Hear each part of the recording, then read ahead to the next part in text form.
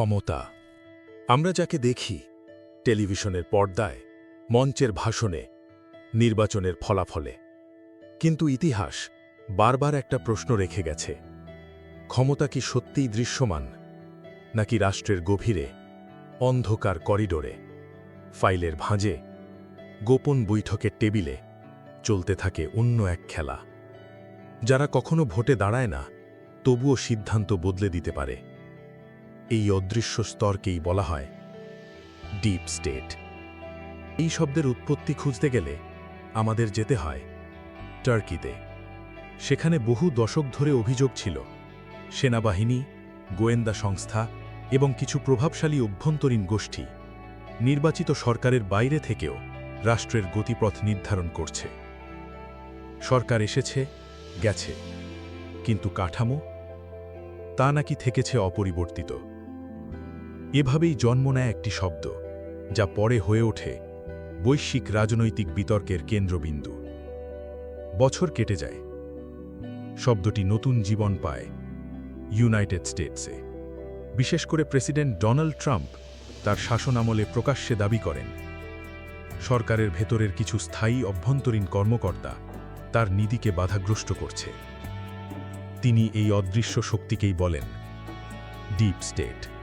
তাহলে deep state আসলে কি? এটি কোনো দৃশ্যমান সরকার নয়, কোনো অফিসিয়াল পদও নয়, বরং একটি ধারণা যেখানে বলা হয় রাষ্ট্রের ভেতরে থাকে একটি স্থায়ী স্তর, আমলাতন্ত্র, নিরাপত্তা কাঠামো, গোয়েন্দা সংস্থা, প্রভাবশালী অর্থনৈতিক শক্তি। নির্বাচিত সরকার বদলায়, কিন্তু এই স্তর থাকে দীর্ঘমেয়াদে। প্রশ্ন হল, তারা কি শুধু রাষ্ট্রের ধারাবাহিকতা রক্ষা করে, নাকি নীতির দিকনির্দেশও প্রভাবিত করে? এখানেই বিভক্ত হয় মতামত। এক পক্ষ বলে প্রত্যেক রাষ্ট্রেই স্থায়ী প্রশাসনিক কাঠামো প্রয়োজন, না হলে রাষ্ট্র ভেঙে পড়বে। অন্য পক্ষের দাবি এই স্থায়িত্বই কখনো কখনো নির্বাচিত প্রতিনিধিদের ক্ষমতাকে সীমিত করে। আরেকটি মত বলছে ডিপ স্টেট অনেক সময় রাজনৈতিক ভাষার একটি শক্তিশালী শব্দ, যা দিয়ে প্রশাসনিক বিরোধকে ষড়যন্ত্র হিসাবে তুলে ধরা হয়।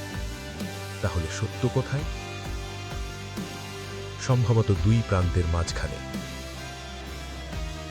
আমাদের মতো দেশগুলোতেও সরকার বদলায়, মুখ বদলায়, স্লোগান বদলায়, কিন্তু রাষ্ট্রযন্ত্রের বড় অংশ একই থাকে। এটা কি স্বাভাবিক প্রশাসনিক ধারাবাহিকতা, নাকি ক্ষমতার আরেক স্তর? তাহলে ডিপ স্টেট কি সত্যিই একটি গোপন ক্ষমতার কাঠামো, নাকি এটি রাজনৈতিক বর্ণনার একটি নাটকীয় ফ্রেম? আমরা যা দেখি সেটাই কি সম্পূর্ণ বাস্তবতা, নাকি দৃশ্যমান ক্ষমতার পেছনে আরও একটি স্তর কাজ করে, যার অস্তিত্ব আমরা কেবল অনুমান করি? সিদ্ধান্ত আপনার। ক্ষমতা কি কেবল ভোটের ফলাফলে সীমাবদ্ধ, নাকি তার গভীরতা আরও বেশি?